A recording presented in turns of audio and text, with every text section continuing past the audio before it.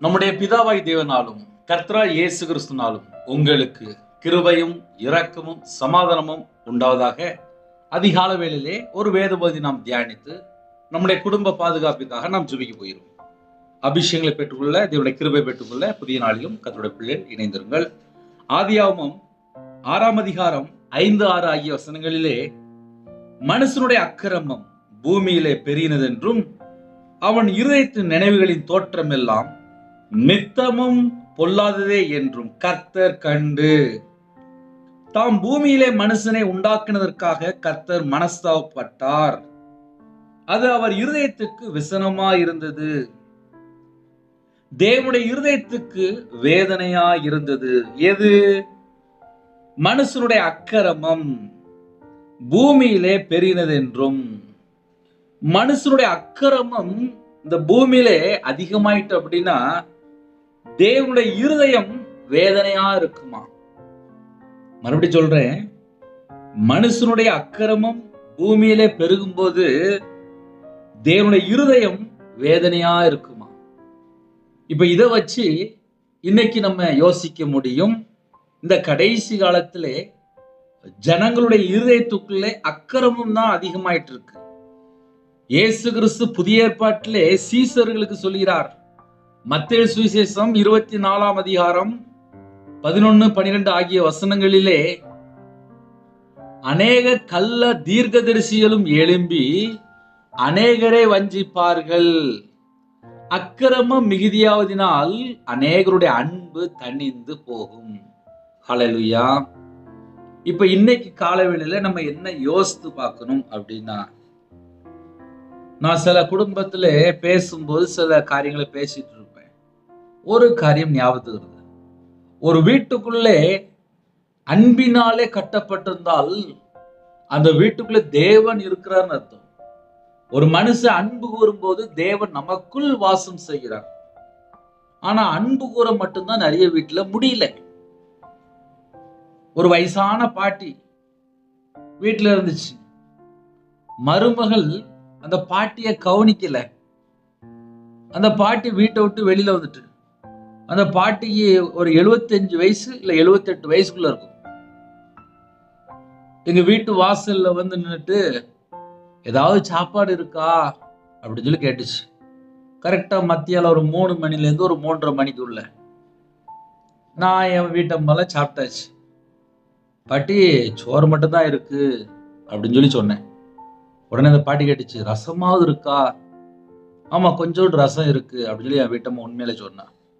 உடனே சோறும் ரசமும் அந்த பாட்டி கொண்டு போய் கொடுத்தேன்.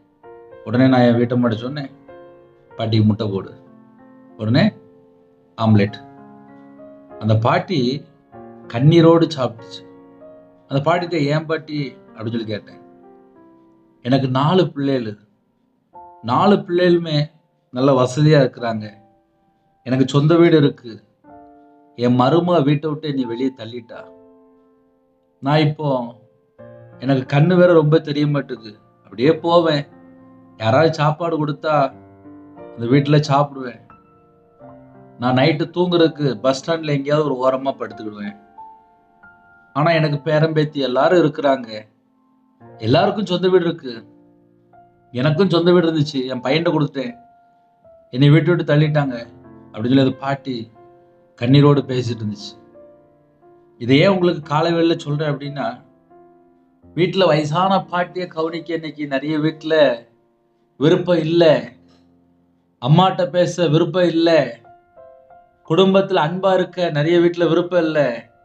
புருஷன் பொண்டாட்டிக்குள்ள உண்மையான அன்பை காணோம். நான் சொல்றேன், நிறைய வீட்டுக்குள்ள இந்த கடைசி காலத்துல நடந்துட்டு இருக்கு. அக்கிரமம் மிகுதியாவதினால் அநேகருடைய அன்பு தணிந்து போகும். தேவன் எதை பார்ப்பார் அப்படின்னா, ஒரு குடும்பத்தில் அன்பினால் கட்டப்பட்டிருந்தால் அந்த குடும்பம் ஆசீர்வதிக்கப்படுகிறது. ஒரு குடும்பத்துக்குள்ளே அக்கிரமம் எப்போ அதிகமாகுதோ அப்பந்தான் பிரச்சனையும் ஆரம்பிக்கும். அக்கிரமம் உள்ள வந்த உடனே சத்துரு உள்ள வந்துருவான். பிசாசுக்கு இடம் கூடாதீர்கள் என்று வேதம் கற்றுத் தருகிறது. தேவனுடைய வார்த்தைக்கு கீழ்ப்படியுங்கள், சத்துருக்கு எதிர்த்து நில்லுங்கள், பிசாசுக்கு எதிர்த்து நில்லுங்கள், அப்பொழுது அவன் உங்களை விட்டு ஓடி போவான். தேவனுடைய வார்த்தைக்கு கீழ்ப்படிந்தால் மட்டும்தான் நம்ம பிசாசுக்கு எதிர்த்து நிற்க முடியும். நிறைய வேலையில வீட்டுக்குள்ள என்ன நடக்கும் அப்படின்னா, அன்பை காணோம். வீட்டுல 4 பேர் இருக்கிறாங்க, 6 பேர் இருக்கிறாங்க, 8 பேர் இருக்கிறாங்க. 6 பேருமே செல்போன் கையில வச்சிருக்கிறாங்க. அப்ப 6 போன் இருக்கு. ஒரே வீட்டுக்குள்ள 6 போன். அந்த 6 போனுமே உலகத்துக்குள்ள தொடர்பு கொண்டுட்டே இருக்கிறாங்க. ஆனால் குடும்பத்துல அன்பு கூற முடியல. ஒரு மணி நேரம் உட்கார்ந்து பேச முடியல. ஒரு மணி நேரம் பாட்டு பிடிச்சு ஜெபம் பண்ண வீட்டுக்குள்ள ஒரு மணி இல்ல. நிறைய வீட்டுல பிஸியா இருக்கிறாங்க. நிறைய குடும்பத்துல அன்பு மட்டும்தான் இல்ல, மத்தது எல்லாமே இருக்கு. இந்த கடைசி காலத்துல அன்பு கூர்ந்தால் தேவன் நமக்குள்ளே வாசம் பண்ணுவார். அதை மறக்கவே கூடாது. நன்மை செய்கிறவன் தேவனால் உண்டாயிருக்கிறான். நன்மைன்னு என்ன? அன்பு கூறணும். ஜெபிக்கிற நன்மை யாக்கோபு 2:8 உன்னை போல பிறனை நேசி, ராஜரீக பிரமாணத்தை நிறைவேற்றினால் நன்மை செய்வீர்கள். அன்பு கூர்ந்தால் நன்மை செய்யறோமா? அன்பு கூர்ந்தால் தேவன் நமக்குள் வாசம் பண்ணுவார். இன்னைக்கு நிறைய வீட்டுல அன்பை காணும். அதுக்கு பதிலா எரிச்சல், கோபம், மூர்க்க வெறி, வைராக்கியம், விரோதம், பகை, கசப்பு, துர்க்குணம், பிசாசுக்கு இடம் கொடுத்துருக்காங்க. தேவன் துக்கப்படுவார். கர்த்தர் கண்டு தாம் பூமியிலே மனுஷனை உண்டாக்கினதற்காக கர்த்தர் மனஸ்தாபப்பட்டார். கர்த்தர் வேதனைப்பட்டார். அது அவர் இருதயத்துக்கு விசனமா இருந்தது, வேதனையா இருந்தது. அவருடைய இருதயத்துக்கு அது வேதனையா இருந்தது. யாருடைய இருதயத்துக்கு? தேவனுடைய இருதயத்துக்கு. ஒரு குடும்பத்தை ஆசீர்வதிக்கணும் அப்படின்னா, அந்த வீட்டுல 4 பேர் இருக்கிறாங்களா, 6 பேர் இருக்கிறாங்களா, முதல்ல வீட்டுக்குள்ள உண்மை இருக்கா? கணவன் மனைவிக்குள்ள உண்மை இருக்கா? பிள்ளைகளுடைய வாழ்க்கையில் உண்மை இருக்கா? வாலிப சகோதரன், வாலிப மகள் யார் இந்த செய்தி கேட்டாலும் சரி, அம்மா அப்பாவுக்கு கீழ்ப்படுகிறீங்களா? உண்மையா இருக்கிறீங்களா? பரிசுத்தமா வாழ்றீங்களா? உங்க வாழ்க்கையில தேவன் ஆசீர்வதிக்கணும் அப்படின்னா அன்பு கூறுகிற பிள்ளைகளா இருக்கணும். நிறைய குடும்பத்திலே செல்போன் மூலியமா அக்கிரமம் வருது, ஃப்ரெண்டு மூலியமா அக்கிரமம் வருது. அக்கிரமம் எப்படிலாம் வரும்னு சொல்லி பார்க்கும்போது, தீமையை யோசிக்கும் போது அக்கிரமம் உள்ள வந்துடும். அடுத்த வீட்டு சொத்தை கொள்ளையடிக்கணும்னு நினைக்கும் போது அக்கிரமம் உள்ள வந்துடும். களவாண்டு கொள்ளையடிச்சு சேர்க்கணும் அப்படின்னு நினைக்கும் போது அங்க அக்கிரமம் உள்ள வந்துடும். எப்படியாவது சம்பாதிக்கணும், எப்படியாவது பணக்காரனாயிரணும், எப்படியாவது நகை சேர்த்துடணும், எப்படியாவது வீடு கட்டிடணும், எப்படியாவது நினைக்கும் போது முதல்ல கர்த்தரை விட்டு தள்ளி போயிடுவாங்க. அன்னன்னைக்கு அந்தந்த நாளுக்கு அந்தந்த பாடு போதும் அப்படின்னு சொல்லி எழுதப்பட்டிருக்கு. அப்படின்னு என்ன அர்த்தம் அப்படின்னா, ஒவ்வொரு நாளும் ஒவ்வொரு பாடு இருக்கும். நம்ம இருதயம் தேவனோடு இருக்கணும் அப்படின்னா உலகத்துல எது மேலையுமே ஆசைப்படக்கூடாது. இன்னைக்கு பார்த்ததெல்லாம் ஆசைப்பட்டுட்டு அப்புறம் உட்கார்ந்து புலம்பிட்டு இருக்கிறாங்க. காரணம் என்ன? கர்த்தரை விட்டு தள்ளி போயிட்டாங்க. அக்கிரமம் மிகுதியாவதினால் அநேகருடைய அன்பு தணிந்து போகும். அநேக கள்ள தீர்க்கதரிசிகளும் எழுப்பி அநேகரை வஞ்சிப்பார்கள். கர்த்தருடைய கண்கள் பூமி எங்கும் உலாவி கொண்டிருக்கு. கள்ள தீர்க்கதரிசி என்ன பண்றாங்க? அநேக கள்ள தீர்க்கதரிசிகளும் எழுப்பி அநேகரை வஞ்சிப்பார்கள். இதெல்லாம் பரலோகத்தோட தேவன் பார்த்துட்டு இருப்பார். ஒரு மனுஷன் நன்மை செய்யறானா இல்ல தீமை செய்யறானா, யாரெல்லாம் எப்படி வாழ்ந்துட்டு இருக்காங்க எல்லாத்தையும் தேவன் பார்ப்பார். அதை நம்ம சிம்பிளா எப்படி சொன்னா புரியும் அப்படின்னா, ஒரு கம்பெனிக்கு போறாங்க, ஒரு ஸ்கூலுக்கு போறாங்க, ஒரு காலேஜுக்கு போறாங்க. அந்த இடத்துல ஃபுல்லா இப்ப கேமரா மாட்டிருக்கு. அதனால அந்த இடத்துல ஃபுல்லா அவங்க வேலை செய்யும்போது ஃபுல்லா கேமரா ரெக்கார்ட் ஆகிட்டே இருக்கும். வேதம் சொல்லுறது, அவருடைய கண்கள் பூமி எங்கும் உலாவி கொண்டிருக்கு. அவருடைய கண்கள் பூமி எங்கும் உலாவி கொண்டிருக்கு அப்படின்னா எல்லா இடத்துலயும் பார்த்துட்டு இருப்பாரு. இவன் ஏன் தப்பா போறான், இவன் ஏன் இப்படி இருக்கா, அவன் ஏன் அப்படி இருக்கான், எல்லாத்தையும் தேவன் பார்த்துட்டு இருப்பார். கர்த்தருடைய கண்கள் பூமி எங்கும் உலாவி கொண்டிருக்கு. அதனால காலவேளையில எந்த நாட்டுக்குள்ளே எந்த சூழ்நிலையில இணைந்திருந்தாலும் தேவன் உங்களை பார்த்துட்டு இருப்பார். நான் வேணா தமிழ்நாட்டில் திருநெல்வேலியில இருந்து பேசிட்டு இருக்கேன். ஆனால் நீங்க எந்த கண்ட்ரியில இருந்தாலும் சரி, கர்த்தருடைய கண்கள் பூமி எங்கும் உலாவி கொண்டிருக்கு. அவர் நேரடியாக உங்களை பார்த்துட்டு இருப்பார். யார் எங்கேயும் தப்பிச்சலாம் ஓட முடியாது. கடைசி காலத்துல என்ன நடக்கு அப்படின்னா, அநேக கள்ள தீர்க்கதரிசிகளும் எழும்பி அநேகரை வஞ்சிப்பார்கள். அநேக கள்ள தீர்க்கதரிசிகள் என்று எழுதப்பட்டிருக்கு. இந்த கடைசி காலத்துல நிறைய தீர்க்க தரிசனம் வேணும்னு சொல்லிட்டு ஜனங்கள் இங்கும் அங்கும் ஓடிட்டு இருக்கிறாங்க. நேற்றைய தினத்திலே ஒரு சகோதரன்ட்ட பேசிட்டு இருந்தேன். அந்த சகோதரன் துக்கத்தோடு பேசினாரு. என்னாச்சுன்னு சொல்லி கேட்டேன். உங்களோட சின்ன டவுட் கேட்கலாமா? கேளுங்க அப்படின்னு. நான் புதன்கிழமை ஒரு மீட்டிங் போயிட்டு வந்தேன். அந்த மீட்டிங்ல என் தலையில கை வச்சு ஜெபம் பண்ணாங்க. அவங்க ஜெபம் பண்ணல இருந்து எனக்கு சமாதானமே இல்லை. எனக்கும் என் மனைவிக்கும் பெரிய ஒரு குழப்பத்துக்குள்ள போயிட்டோம் அப்படின்னாங்க. சமாதானம் பண்ணியவர்கள் தேவனோட புத்திரர் என்ன பண்ணுவார்கள்? தலையில கை வச்சு தப்பு தப்பா தீர்வுன்னு சொல்லியிருக்காரு. இந்த அண்ணனுக்கு அது ஒரு பெரிய வேதனையாகி போச்சு. என்கிட்ட கேட்டாரு, அவங்க பேசின தீர்க்க தரிசனம் உங்க வாழ்க்கையில மனம் திரும்ப கேட்டதா இருந்துச்சா? சீர்பொருந்துற காரியமா இருக்கா? சமாதானமா இருந்துச்சா? ஆவியில வளர்றதுக்கு, விசுவாசத்துல வளர்றதுக்கு அவங்க சொன்ன வார்த்தை எப்படி இருந்துச்சு? இல்லனே, அவங்க நிறைய தேவையெல்லாம் பேசிட்டாங்க தலையில கை வச்சு. எனக்கு என்ன செய்யணும் தெரியல அப்படின்னாங்க. ஒரு 2 நிமிஷத்துல ஒரு 5 நிமிஷம் ஆலோசனை கொடுத்தேன். அதுக்கப்புறம் அந்த அண்ணன் முகத்துல ஒரு சிரிப்பு வந்துச்சு. சத்தியத்தை பேசும்போது அவங்க இதயத்துக்குள்ள ஒரு சமாதானம் வந்துச்சு. அதுக்கப்புறம் தான் அவங்க ரிலீஃப் ஆனாங்க. காரணம் என்ன? சில நேரத்துல எனக்கு யாராவது தீர்க்கதரிசனம் சொல்லிடுவாங்களா, என் குடும்பத்துக்கு ஏதாவது நல்லது நடக்காதுன்னு சொல்லிட்டு இங்கும் அங்கும் ஜனங்கள் ஓடிட்டு இருக்கிறாங்க. ஆனால் இந்த கடைசி காலத்துல என்ன நடக்கும் அப்படின்னா, அநேக கள்ள தீர்க்கதரிசிகளும் எழும்பி அநேகரை வஞ்சிப்பார்கள். கொஞ்ச ஜனங்களை வஞ்சிப்பார் சொல்லி எழுதல, அநேகரை வஞ்சிப்பார்கள். அப்படின்னா என்ன அர்த்தம் அப்படின்னா, இந்த கடைசி காலத்தில் அக்கிரமம் மிகுதியாவதினால் அநேகருடைய அன்பு தணிந்து போகும். ஒரு மனுஷன் பரலோகத்துக்கு போகணும் அப்படின்னா அன்பினாலே கட்டப்பட்டிருக்கணும். ஒரு முழு பைபிள் ஃபுல்லா வாசித்து பார்த்ததுல பிதா அன்பாவே இருக்கிறார். குமாரன் நமக்கா ஜீவனை தந்து அன்பை வெளிப்படுத்தினார். பரிசுத்த ஆவியானவர், அவர் பேரே அன்பின் ஆவியானவர். நியாயப்பிரமாணம் முழுவதும் அன்பினாலே நிறைவேற்றப்படுகிறது. அவருடைய கற்பனை அன்பு. புதிய ஏற்பாட்டிலே 10 கட்டளை சுருக்கி 2 கற்பனை கொடுத்தார். யாக்கோபு 2:8 ஒரே வார்த்தையில் அடங்கியிருக்கு, அன்பு கூர்ந்தால் நன்மை செய்கிறோம்.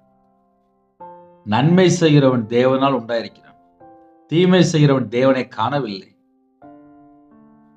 அன்பு கூறும்போது தேவன் நமக்குள் வாசம் செய்கிறார். இதான் ஒரு முழு பைபிளுடைய ஃபில்டர். ஒரு மனுஷன் அன்பு கூற ஆரம்பிச்சாச்சு அப்படின்னா நம்ம குடும்பம் ஆசீர்வதிக்கப்படும். அன்பு கூறுதல 2 டைப் இருக்கு. முதல்ல தேவன்ட்ட அன்பு கூறணும். 2வது உன்னை போல பிறனை நேசி. மற்ற ஜனங்கள்ட்ட அன்பு கூறணும். அன்பு கூறுறேன்னு சொல்லிட்டு அங்க போய் ஐக்கியமா இருந்துட்டு அப்புறம் அங்குள்ள காரியங்களை கற்றுக்கொண்டு அப்புறம் நீ ஏமாத்திட்டான் அப்படின்னு சொல்லி உட்கார்ந்து அழுதுட்டு இருக்க கூடாது. அன்பு கூறணும் அப்படின்னா அன்பினாலே மட்டும்தான் கடன் படணுமா, வேற எதுலையுமே கடன் படக்கூடாது. சில குடும்பத்துல என்ன பண்றாங்கன்னா ஒரு 1 லட்ச ரூபா கொடுத்துருவாங்க, இல்ல ஒரு 2 லட்ச ரூபா கொடுத்துருவாங்க, அப்புறம் எனக்கு தரல உட்காந்து அழுதுட்டு இருப்பாங்க. அன்பினால மட்டும்தான் கடன் படணுமா? அன்பு கூறும்போது முந்தி அன்பு கூறணும். இதயத்துல கசப்பு இருக்கக்கூடாது, வெறுப்பு இருக்கக்கூடாது, பகை இருக்கக்கூடாது, எரிச்சல் இருக்கக்கூடாது. நிறைய குடும்பத்துல ஏன் அன்பு கூற முடியல? இதயத்துல காய்மகாரம். காய்மகாரமா இருந்துச்சுன்னா என்ன வரும்? பொல்லாத ஆவி வரும். ஏன்? இதயத்துல ஃபுல்லா வெறுப்பு, எரிச்சல், பகை. நான் ஏன் அவனை மன்னிக்கணும்? சவுல் ராஜனுடைய வாழ்க்கையிலே பொல்லாதாவி வந்துச்சு. ஏன் பொல்லாதாவி வந்துச்சு? இதயத்துக்குள்ளே காய்மகாரம், அவனுடைய வாழ்க்கை. அதுக்கப்புறம் எல்லாமே மாறிட்டு. ஆவிக்குரிய பிள்ளைகள் யாரெல்லாம் இணைந்திருக்கிறீங்களோ, சத்தியத்துக்கு கீழ்ப்படிந்தால் வாழ்க்கை ஆசீர்வாதமா இருக்கும். இல்ல நான் அன்பு கூற மாட்டேன், நான் அப்படியே தான் இருப்பேன் அப்படின்னா வேதம் தெளிவு எழுதப்பட்டிருக்கு. எங்கேயோ ஒரு இடத்துல யாரு மேலேயோ ஒரு கசப்பு, வெறுப்பு, பகை, மன்னிக்க முடியாத சில காரியங்கள் உள்ள இருக்கும், வெளியே தெரியாது. அதனால யாரெல்லாம் காலவெளியில் இணைந்திருக்கிறீங்களோ இந்த கடைசி காலத்திலே அக்கிரமம் மிகுதியாவதினால் அநேகருடைய அன்பு தனிந்து போகும். இதான் இந்த கடைசி காலம். என் டைம் மெசேஜ்னாலே இதான். அநேக கள்ள தீர்க்க தரிசனம் எழும்பி அநேகரை வஞ்சிப்பார்கள். தந்திரமா ஏமாத்துவாங்க. தீர்க்க தரிசனம் சொல்றேன்னு சொல்லிட்டு வயிற்றுக்காக ஏதாவது பணம் கிடைக்குமா ஜனங்களை வஞ்சிக்கிறாங்க. நீங்க போற மேய்ப்பனுக்கு சர்ச்சுக்கு அந்த இடத்துல கீழ்ப்படிங்க. எல்லாரையும் நம்ப வேண்டாம். நான் 2010 வீடு கட்டினேன். 2014 ஒரு ஊழியக்காரரை கூட்டு வந்து வீட்டுல ஜெபம் பண்ணேன். உங்க வீடு இருளா இருக்கு அப்படின்னாரு. லாஸ்ட் அந்த வீடை வித்துட்டே போயிட்டேன். ஒரே நாள்ல பல லட்சங்கள் எனக்கு நட்டம். காரணம் என்ன? ஒரு ஊழியக்காரருடைய வார்த்தையை நம்பி சொந்த வீடை வித்துட்டேன்.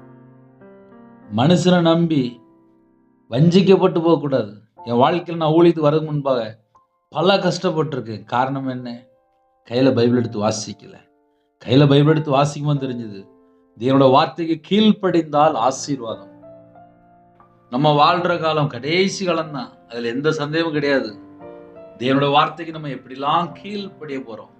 பரலோகத்துல தேவன் பார்த்துட்டு இருக்கிறார். மனுஷனுடைய வழிகளின் எல்லாத்தையும் பார்த்துட்டு இருக்காரு. நம்ம எங்க போறோம், என்ன செய்யறோம், எல்லாமே தேவனுக்கு தெரியும். மனுஷனுடைய வழிகள் கர்த்தரின் கண்களுக்கு முன்பா இருக்கிறது. கர்த்தருடைய கண்களுக்கு முன்பா இருக்கான். நான் எந்த வழியில போறேன், எந்த இடத்துக்கு போறேன், எல்லாத்தையும் பரலோகத்துல தேவன் பார்த்துட்டு இருப்பாரு. அவனுடைய வழிகள் எல்லாவற்றையும் அவர் சீர்தூக்கி பார்க்கிறார். செக் பண்ணிட்டே இருப்பாரு. காலையில எத்தனை மணிக்கு நான் எந்திரிச்சேன், காலையில எத்தனை மணிக்கு நான் ஜெபம் பண்றேன், காலையில பைபிள் வாசிக்கிறேனா, நான் தேவனோட வார்த்தை கீழ்படுறேனா, இல்ல இஷ்டம் போல துணிகரமா வெளியில போறேனா, எல்லாமே தேவன் பார்த்துட்டு இருப்பாரு. முதல்ல அக்கிரமம்னா என்னன்னு சொல்லி தெரியணும்ல. நம்ம மக்களுக்கு இப்ப அக்கிரமம் அப்படின்னா, நான்லாம் எந்த பாவம் பண்ணலப்பா அப்படின்ட்டு கிளம்பிடுவாங்க. காலையில லேட்டா எந்திரிப்பாங்க, கையில பைபிள் வாசிக்கிற இருக்காது, ஜெபிக்கிற இருக்காது, ஸ்தோத்திரம் செலுத்த மாட்டாங்க, தேவனை தேட மாட்டாங்க. அப்புறம் என் வாழ்க்கையில எனக்கு இது பிரச்சனை அது பிரச்சனை சொல்லி புலம்பிட்டு இருப்பாங்க. தேவனை ஒரு மனுஷன் தேட ஆரம்பிச்சாச்சு அப்படின்னா அவனோட வாழ்க்கையில குறைவே இருக்காது.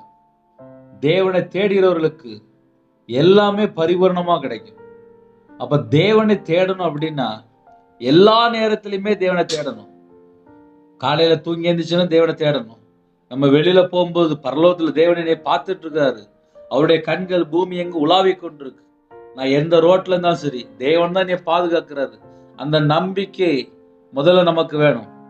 கர்த்தரின் கண்கள் எவ்விடத்திலும் இருந்து நல்லோரையும் தீயோரையும் நோக்கி பார்க்கிறது. கர்த்தருடைய கண்கள் எந்த இடத்துல இருந்தாலும் சரி, எந்த ஊர்ல இருந்தாலும் சரி, எந்த நாட்டுக்குள்ள இருந்தாலும் சரி, நல்லோரையும் தீயோரையும் நோக்கி பார்க்கிறது. ஐயா நான் நல்லவன் சரி, நான் கெட்டவன் சரி, எல்லாரையும் கர்த்தருடைய கண்கள் நோக்கி பார்க்கிறது. அவன் என்ன பண்ணிட்டு இருக்கிறான், எந்த வழியில போறான், எல்லாத்தையுமே செக் பண்ணி பார்ப்பாராம். சீர்தூக்கி பார்க்கிறார். அவருடைய கண்கள் மனுபுத்திரரை பார்க்கிறது. அவருடைய இமைகள் அவர்களை சோதித்தருகிறது. டெஸ்ட் பண்ணி பார்க்குமா. காலைல தூங்கி எழுந்துச்சோன்னே என்ன செய்யறேன், இது எல்லாமே தேவன் டெஸ்ட் பண்ணி பார்ப்பாரு.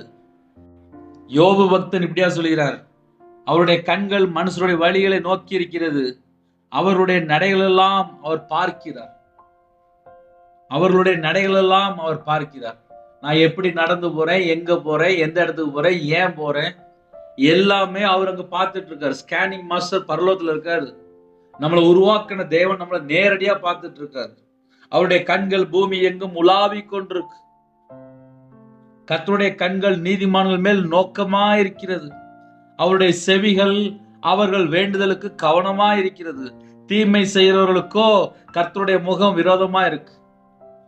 நீதிமானா வாழ்ந்தால் நம்ம எந்த காரியத்துக்காக ஜெபிக்க போயிருமோ அந்த காரியத்துக்காக தேவன் கவனிச்சு கேட்டுட்டு இருப்பார். அதே நேரத்தில் ஒரு மனுஷன் தீமை செஞ்சுட்டு இருக்கான் அப்படின்னா அவனுக்கு விரோதமாக கர்த்தருடைய முகம் விரோதமா இருக்கு. அதனால ஒரு மனுஷன் நீதிமானா வாழ்ந்துட்டு ஜெபம் பண்ணனா உடனே ஜெபத்துக்கு பதில் வந்துடும். ஐயா நான் துன்மார்க்கனா இருக்கிறேன் அப்படின்னா ஒரு பாவி மனம் திரும்பினாதான் பரலோகத்துல மிகுந்த சந்தோஷமா என் குடும்பம் ஆசீர்வாதமா இருக்கணும் அப்படின்னா முதல்ல நான் மனம் திரும்பணும். அப்பந்தான் என் வாழ்க்கை நல்லா இருக்கும், என் குடும்பம் நல்லா இருக்கும். நான் கையில பைபிள் எடுத்து வாசித்ததுக்கு அப்புறம் தான் தெரிஞ்சுக்கிட்டேன், இந்த வசனத்துக்கு கீழ்ப்படிந்தாதான் ஆசீர்வாதம். இதைத்தான் நான் கற்றுக்கொண்டேன். நான் எதை கற்றுக்கொண்டனோ அதைத்தான் நான் பேசிட்டு இருக்கேன். நான் விக்கிரகத்துக்கும் மாந்திரியத்துக்கும் மனுஷனை நம்பி இஷ்டம் போல வாழ்ந்துட்டு இருந்தேன். கையில பைபிள் எடுத்து வாசித்து பார்த்தேன். வசனம் ஃபுல்லா சத்தியம். இந்த வசனத்தின்படி ஒரு மனுஷன் வாழ ஆரம்பிச்சாச்சு அப்படின்னா பரிசுத்தமா வாழ முடியும். ஒரு மனுஷன் பரலோகத்துக்கு போகணும் அப்படின்னா இந்த பூமியில மனம் திரும்பி தன் பாவத்தை அறிக்கை செய்து விட்டு விட்டு தேவனிடத்துல இரக்கங்களை பெற்றுக்கொள்ளணும். தேவனிடத்துல இரக்கங்களை பெற்றுக்கொள்ளணும் அப்படின்னா என் வாழ்க்கை ஃபுல்லா பரலோகம் செக் பண்ணி பாக்கு. நான் எப்படி வாழ்றேன், என்ன செய்யறேன், எல்லாமே தேவன் பார்த்துட்டு இருக்காரு. அதனால காலைவேளையில யாரெல்லாம் இணைந்திருக்கிறீங்களோ, தம்மை பற்றி உத்தம இதயத்தோடு இருக்கிறவர்களுக்கு தம்முடைய வல்லமையை விளங்க பண்ணும்படி கர்த்தருடைய கண்கள் பூமி எங்கும் உலாவிக் கொண்டிருக்கு. அவரை பற்றி உண்மையான இதயத்தோடு இருக்கிறவர்களுக்கு தேவனுடைய வல்லமை விளங்க பண்ணும்படி கர்த்தருடைய கண்கள் பூமி எங்கும் உலாவிக் கொண்டிருக்கு. அவருக்கு தெரியும் யாரெல்லாம் இதயத்துல உண்மையா வாழ்றாங்க. ஆபிரகாமுடைய இதயத்துக்குள்ள ஒரு உண்மை இருந்துச்சு. இன்னைக்கு நிறையருடைய வாழ்க்கையில உண்மையா காணோம். காலேபனுடைய வாழ்க்கையிலே உத்தமமாய் பின்பற்றினார். உத்தமமாய் பின்பற்றும் போதுதான் கானானுக்குள்ள போக முடிஞ்சது.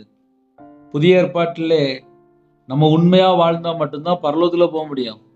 ஐயா கிருபையின் காலத்துல தான் வாழ்றேன், ஆனா செய்யறது ஃபுல்லா துணிகரமா துன்மார்க்கமா எல்லாமே பரலோகம் பார்த்துட்டு இருக்கு. அதனால காலைவேளையில யாரெல்லாம் இணைந்திருக்கிறீங்களோ, மனுஷனை உண்டாக்குறதுக்காக தேவன் துக்கப்பட்டாரா.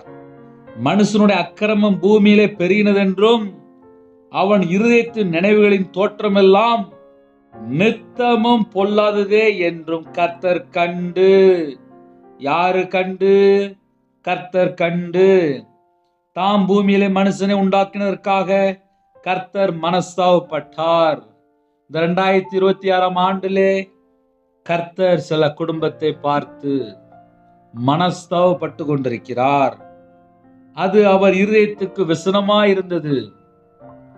மனுஷனை உண்டாக்கிட்டு ஐயோ அவனுடைய இருதயத்தினுடைய நினைவுகள் எல்லாம் இவ்வளவு மோசமா இருக்கே, இவ்வளவு கேடா இருக்கே, இவ்வளவு அக்கிரமமான நினைவுகளா இருக்கே, தோற்றமெல்லாம் நித்தமும் பொல்லாததே என்று கர்த்தர் கண்டு டெய்லி பொல்லாத நினைவுல வாழ்ந்துட்டு இருக்கிறாங்களே, அக்கிரமத்திலே வாழ்ந்துட்டு இருக்கிறாங்களே அப்படி சொல்லி கர்த்தர் கண்டு தாம் பூமியிலே மனுஷனை உண்டாக்குனதற்காக கர்த்தர் மனஸ்தாபப்பட்டார். தாம் மனுஷனை உண்டாக்குனதற்காக அவர் தான் உருவாக்குனாரு, ஆனா அவரே வேதனைப்பட்டுட்டாரு. அதை நம்ம மக்களுக்கு எப்படி சொன்னா புரியும் அப்படின்னா, ஆன்லைன் மூலியமாக யாரெல்லாம் கேட்குறீங்களோ ஒரே ஒரு காரியத்தை மாத்திரம் அறிந்து கொள்ளணும். ஒரு கார் கம்பெனி இருக்கு, இல்லை ஒரு பைக் கம்பெனி இருக்கு. அந்த மேனுஃபேக்சர் பண்ணும்போது எவ்வளோ ஸ்பீடில் போனால் எவ்வளோ டேமேஜ் ஆகும் எல்லாமே கவர்மெண்ட் செக் பண்ணுவாங்க. அந்த ஃபேக்ட்ரியில் எல்லாமே செக் பண்ணுவாங்க. நம்மளை உருவாக்கிட்டு நம்மளை வெளியில வரும்போது ஒரு மனுஷன் எப்படிலாம் தப்பு பண்றான் இதெல்லாம் பார்க்கும்போது தேவன் துக்கப்படுறாரு. ஆதாம் ஏவாள் என்ன நடந்துன்னு சொல்லி பார்க்கும்போது சர்ப்பத்தினுடைய சத்தத்துக்கு செவி கொடுத்தாங்க, அவ்வளவுதான். அதுக்கப்புறம் தான் நிர்வாணம், அதுக்கப்புறம் தான் அடுத்தடுத்த ஸ்டேஜ். என்ன காரணம் அப்படின்னு சொல்லி கொஞ்சம் ஆழமா போய் பார்க்கும்போது கட்டளைக்கு கீழ்ப்படியில, அவ்வளவுதான். இந்த பழத்தை நீ சாப்பிடாத அப்படின்னாரு. எதை சாப்பிடக்கூடாதுன்னு சொன்னாங்களோ அதை சாப்பிட்டதுக்கு அப்புறம் தான் பிரச்சனையே ஆரம்பிச்சது. அதே போலதான் நம்ம கையில பைபிள் எழுதி கொடுத்தாரு. இந்த வசனத்துக்கு கீழ்ப்படிந்தால் நம்ம ஜெபிக்கும் போதெல்லாம் பரலோகம் திறந்திருக்கும். நம்ம வீட்டுக்கு என்ன கிஃப்ட் வேணுமோ எல்லாமே வந்துட்டு இருக்கும். அதுல எந்த டவுட்டும் கிடையாது. ஆனால் ஒரு மனுஷன் எப்படியாவது பணம் சம்பாதிக்கணும் அப்படின்ட்டு அடுத்த குடும்பத்தை கெடுத்து அழிச்சு கொள்ளையடிச்சு ஏமாத்தி எப்படியாவது சம்பாதிக்கணும்னு நினைச்சிட்டான் அப்படின்னா வேதம் தெளிவு எழுதப்பட்டிருக்கு. தீமை செய்கிறவர்களுக்கோ கர்த்தருடைய முகம் விரோதமா இருக்கிறது. அப்படின்னா என்ன அர்த்தம் அப்படின்னா, தீமை செய்யணும் நினைக்கும் போதே கர்த்தருடைய முகம் விரோதமா இருக்கிறது. ஒரு மனுஷன் தீமை செய்யணும் யோசிக்கிறோம்ல, அந்த செகண்ட் கர்த்தருடைய முகம் விரோதமா இருக்கு. ஏன் அந்த செகண்ட் அப்படின்னா, நம்மளை உருவாக்குன தேவன் அங்கிருந்து நேரடியா பார்த்துட்டு இருக்காரு. கர்த்தருடைய கண்கள் பூமி எங்கும் உலாவிக் கொண்டிருக்கு. ஒரு முழு உலகத்தையும் அவருடைய கண்கள் பார்த்துட்டு இருக்கு.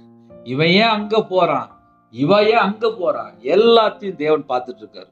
ஹல்லேலூயா. கர்த்தரை பற்றி ஒரு உண்மையான இருதயம் நமக்குள்ள இருந்துச்சு அப்படின்னா, கண்டிப்பாக தம்முடைய வல்லமை விளங்க பண்ணும்படி அவருடைய வல்லமை வெளிப்படும். எப்போ வெளிப்படும்? நம்ம உண்மையா வாழ்ந்தா போதும். நம்ம உண்மையா வாழ்ந்தால் நமக்கு என்ன கிஃப்ட் வேணுமோ அந்த கிஃப்டை தருவார். அந்தந்த நாளுக்கு அந்தந்த கிஃப்ட் தந்துட்டே இருப்பார். அதனால கர்த்தருடைய பிள்ளைகள் ஒரே ஒரு காரியத்தை மட்டும் யோசிங்க. நோவாவுக்கோ கர்த்தருடைய கண்களில் கிருபை கிடைத்தது. நோவாவுக்கோ கர்த்தருடைய கண்களில் கிருபை கிடைத்தது. ஏன் கிடைத்தது? நோவா வாழ்ந்த காலத்திலே எப்படி வாழ்ந்தான்னு சொல்லி பார்க்கும்போது, நீதிமான் உத்தமன், தேவனோடு சஞ்சரித்து கொண்டிருந்தார். ஒரு மனுஷன் தேவனோடு நடக்க ஆரம்பிச்சாச்சு அப்படின்னாலே உண்மையான இருதயம் இருக்கும், நீதிமானா வாழ்வாங்க. அதான் நமக்கு கீவேர்டு. ஒரு மனுஷன் தேவனோடு நடக்க ஆரம்பிச்சாச்சு அப்படின்னா அவன் உண்மையா இருப்பான், அவன் நீதிமானா இருப்பான், அவன்கிட்ட எந்த ஒரு மிஸ்டேக்குமே பார்க்க முடியாது. யார் அப்படி வாழ்ந்தா அப்படி சொல்லி கொஞ்சம் ஒரு கேள்வி நம்ம எழுப்பி பார்த்தால், நோவா அப்படி வாழ்ந்திருக்காரு. நோவா தான் பேழையை உண்டு பண்றாரு, நோவா தான் குடும்பத்தை காப்பாத்துறாரு. ஏன்? தேவனோடு நடக்கிற மனுஷன் தான் குடும்பத்தை காப்பாற்ற முடியும். ஒரு மனுஷன் தேவனோடு நடக்க ஆரம்பிச்சாச்சு அப்படின்னா அந்த குடும்பம் பாதுகாக்கப்படும். இன்னைக்கு செய்தினுடைய இன்னொரு பக்கம் ஆழம் என்ன அப்படின்னா, ஒரு மனுஷன் தேவனோடு நடக்க நடக்க நடக்க அவன் உண்மையா வாழ்ந்துட்டு இருப்பான், அவன் நேர்மையா வாழ்ந்துட்டு இருப்பான், அவன்கிட்ட எந்த ஒரு மிஸ்டேக்குமே இருக்காது. அவன் குடும்பம் பாதுகாக்கப்படும். எப்படி? நோவா அப்படின்னு சொல்லி நம்ம பார்க்கும்போது, நோவாவுக்கோ கர்த்தருடைய கண்களில் கிருபை கிடைத்தது. நோவாவின் வம்ச வரலாறு, நோவா தன் காலத்தில் இருந்தவர்களுக்குள்ளே நீதிமான். அந்த ஜனங்களுக்குள்ளே இவர் மட்டும் ஒரு செப்பரேட்டா வாழ்ந்திருக்காரு. அந்த செப்பரேட் என்ன அப்படின்னு சொல்லி பார்க்கும்போது, தேவனோடு நடக்கிற வாழ்க்கை. தேவனோடு நடக்கும்போது அவருடைய இருதயம் எப்படி இருந்துச்சு அப்படின்னா உண்மையா இருந்திருக்கு. அவருடைய வாழ்க்கை எப்படி இருந்துச்சு அப்படின்னா நீதிமானுடைய வாழ்க்கையா இருந்திருக்கு. நீதிமானா வாழ்ந்திருக்காரு. அதனாலதான் பைபிள்ல நோவாவுக்கு ஒரு பெரிய கிஃப்ட் என்ன அப்படின்னா, கர்த்தருடைய கண்களில் கிருபை கிடைத்தது. நம்ம வாழ்க்கையில கிருபையை பெற்றுக்கொள்ளணும் அப்படின்னா, நோவாவை போல தேவனோடு நடக்கிற ஒரு அனுபவம் நமக்கு வேணும். தேவனோடு நடக்கும்போது பண ஆசை இருக்காது, பொருளாசை இருக்காது, மண்ணாசை இருக்காது, பெண்ணாசை இருக்காது, உலகத்து மேலே ஆசை இருக்காது. தன்னைத்தான் வெறுத்துருவான். எது மேலையுமே விருப்பமா இருக்காது, எது மேலையுமே பிரியமா இருக்க மாட்டாங்க. ஏன்னா தேவனோடு நடக்கும்போது அவங்க ஸ்பிரிச்சுவல்ல இருப்பாங்க, அவங்க ஆவிக்குரிய ஒரு அனுபவத்துக்குள்ள இருப்பாங்க, ஆவிக்குரிய வாழ்க்கையில உண்மையா இருப்பாங்க. அவங்க கூட தான் தேவனுடைய ரகசியம் இருக்கும், தேவ திட்டம் அங்கதான் இருக்கும். அந்த தேவ திட்டம் என்ன அப்படின்னா, நோவா பார்த்து சொல்றாரு, நீ ஒரு பேழையை உண்டு பண்ணுப்பா, நீ ஒரு பேழையை உண்டு பண்ணு, இந்த ஜனங்களெல்லாம் நான் அழிக்க போறேன், ஆனா உனக்கு மட்டும் என் கண்கள்ல கிருபை கிடைச்சது. ஏன் அப்படின்னு சொல்லி பார்க்கும்போது அவர் நீதிமான், அவர் உத்தமன். இன்னைக்கு செய்தி என்னன்னே அப்படின்னா, கர்த்தருடைய கண்கள். இன்னைக்கு தலைப்பு என்னன்னா, கர்த்தருடைய கண்கள். கர்த்தருடைய கண்கள் பூமி எங்கும் உலாவிக் கொண்டிருக்கு. நம்ம எங்கேயும் தப்பிச்சுலாம் ஓட முடியாது. அவர் பார்த்துட்டு தான் இருக்காரு. ரவிராஜ் 24 மணி நேரம் என்ன பண்றேன், பரலோகம் பார்த்துட்டு இருக்கு. இதெல்லாம் பார்த்துதான் ஒரு குடும்பத்தை ஆசீர்வதிப்பார். ஒரு சின்ன ஜெபம் முடிக்க போறேன். இருக்கிற இடத்துல அப்படியே கண்களை மூடி நாம் ஜெபம் செய்வோம். கிருபை மகிமை அந்த பரிசுத்தமுள்ள நல்ல பிதாவே, நன்றியோடு துதிக்கிறோம்ப்பா. உம்முடைய கரத்துல எங்களை அர்ப்பணிக்கிறோம்ப்பா. நீங்க எங்களை பார்க்கும்போது நோவாவை போல தேவனோடு நடக்கிற பிள்ளைகளா இருக்கணும், உண்மையா வாழ்கிற பிள்ளைகளா இருக்கணும், நீதிமானா இருக்கணும். நோவா தன் காலத்திலே இருந்தவர்களுக்குள்ளே நீதிமானும் உத்தமனுமா இருந்திருக்காருப்பா. தேவனோடு சஞ்சரிக்கிற ஒரு நபரா இருந்திருக்காருப்பா. எங்க வாழ்க்கையிலே அப்படிப்பட்ட கிருபைகளை எங்களுக்கு தந்து ஆசிரியங்க. இந்த வருஷத்துல யாரெல்லாம் இந்த செய்தி கேட்கிறாங்களோ, கர்த்தருடைய கரத்துல நாங்க கிருபை பெற்றுக்கொள்ளணும்ப்பா. உமக்கு பிரியமானபடி நாங்க வாழணும்ப்பா. உம்முடைய கண்கள் எங்களுக்கு கிருபை வேணும்ப்பா. ஜனங்களை உண்டாக்கிட்டு துக்கப்பட்டீங்கப்பா.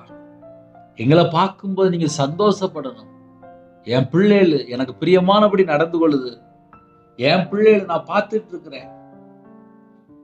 நீங்க பார்க்கும்போது உமக்கு முன்பாக நாங்க நீதிமானாக உத்தமமா வாழ்ற பிள்ளைகளா இருக்கணும்ப்பா. அப்படிப்பட்ட கிருபைகள் தருவீங்களாப்பா? அப்படிப்பட்ட கிருபைகளுக்கு வேணும்ப்பா. நாங்க தேவனோடு சஞ்சரிக்கிற பிள்ளைகளா இருக்கணும்ப்பா. நோவாவை போல எங்களுக்கு ஒரு வாழ்க்கை, பரிசுத்தமான ஒரு வாழ்க்கையா இருக்கணும்ப்பா. எங்களுக்கு கிருபை தாங்கப்பா. குடும்பத்தை கர்த்தருக்கு நேராக வழிநடத்துற ஒரு தகப்பனாக, ஒரு தாயாரா இருக்கணும்ப்பா. கிருபை தாங்கப்பா. எங்களுக்கு கிருபை தாங்கப்பா. எல்லா குடும்பத்தையும் கர்த்தர் வேலையடைத்து ஆசீர்வதிங்க. இந்த நாளிலும் எத்தனையோ தேவைகளோடு இணைந்திருக்காங்க. தேவைகளை கர்த்தர் சந்திங்க. வெளியில புறப்படுறாங்க, கர்த்தர் பாதுகாத்துவங்க. பலவீனத்தோடு இருக்க ஜனங்களை கர்த்தர் தொட்டு சுகமாக்கித்தாங்க. பிறந்த நாள், திருமண நாள் யாரெல்லாம் கொண்டாடுறாங்களோ கர்த்தருடைய கரம் பிள்ளைகளை தொட்டு ஆசீர்வதிப்பா. அவங்களுடைய சந்ததி, அவங்களுடைய தலைமுறை, அவங்களுடைய வம்சம் எல்லாவற்றையும் ஆசீர்வதிங்க. கர்ப்பதனியா ஜெபிராப்பா, கர்த்தர் மனமிறங்கி ஆசீர்வதிச்சுங்க. இந்த மாசத்தினுடைய தேவைகள் எல்லாவற்றையும் கர்த்தர் சந்திங்க. காலவேளையில யாரெல்லாம் ஜெபிக்கிறாங்களோ உங்களுடைய கிருபையால் நிரப்புங்க, உங்களுடைய பிரசன்னத்தினால் மூடுங்க, உங்களுடைய வல்லமையால் நிரப்புங்க. யாரெல்லாம் தாழ்த்துறவங்களோ இருதய மனக்கண்கள் தரங்க. வேதத்தை தியானிக்க கிருபை தாங்க. குடும்ப ஜெபம் பண்ண கர்த்தர் கிருபை தாங்க. வேதத்தை தியானிக்கிற பிள்ளைகளா, நேசிக்கிற பிள்ளைகளா, வேதத்தின்படி எங்களோட வாழ்க்கை இருக்கணும். அப்படிப்பட்ட கிருபையை தாங்க. தேவன் அருளி அப்போ மினிஸ் மூலியமா இணைந்திருக்கிற குடும்பங்கள் ஆட்டுக்குட்டியான் ஜீவ பஸ்ல எங்களோட பேர் எழுதப்படணும்ப்பா. கர்த்தருடைய வருகையில நாங்க காணப்படணும்ப்பா. கிருபை தாங்கப்பா. கிருபை தாங்கப்பா. கல்வாரி அன்பினால் நிரப்புங்கப்பா. உங்களுடைய தழும்புல கரத்தினால தொட்டு ஆசீர்வதிங்கப்பா. பிதா குமாரன் பரிசுத்த நாமத்துல முத்திரை போடுங்கப்பா. எல்லா குடும்பத்தையும் கர்த்தர் வேலடைங்கப்பா. இயேசு கிறிஸ்து ரத்தம் சகல பாவங்கள் நீக்கி சுத்திகரிக்கும் என்று வேதம் படி இணைந்துகிற குடும்பத்தை கர்த்தர் வேலடைத்து ஆசீர்வதிங்க. எல்லா குடும்பம் பழகி பெருகட்டும்ப்பா. சிறியோர் முதல் முதியோர் வரை எல்லாரையும் கர்த்தர் ஆசீர்வதிங்க. இந்த நாளிலும் படிக்கிற பிள்ளைகள் உங்களுடைய கரத்துல அப்படின்னுப்பா.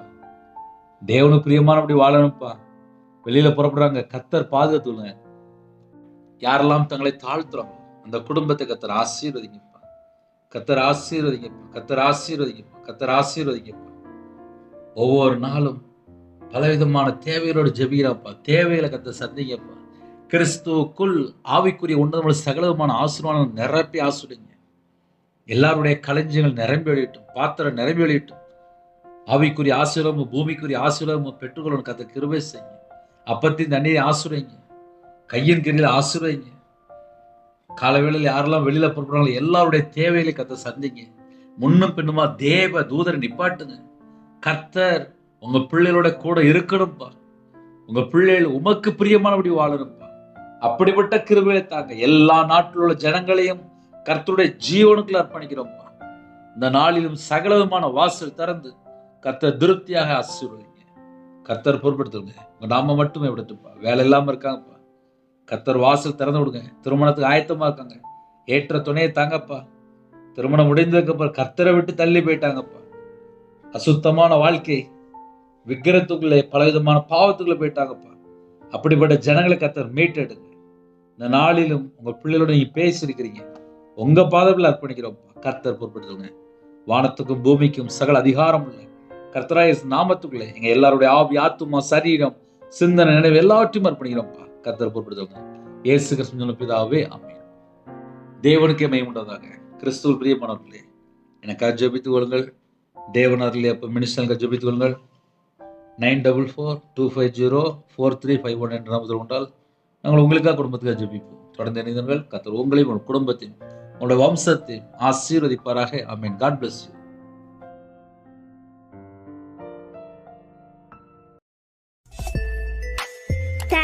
for watching. Please subscribe our channel. Click the like and share. Click the bell. God bless you.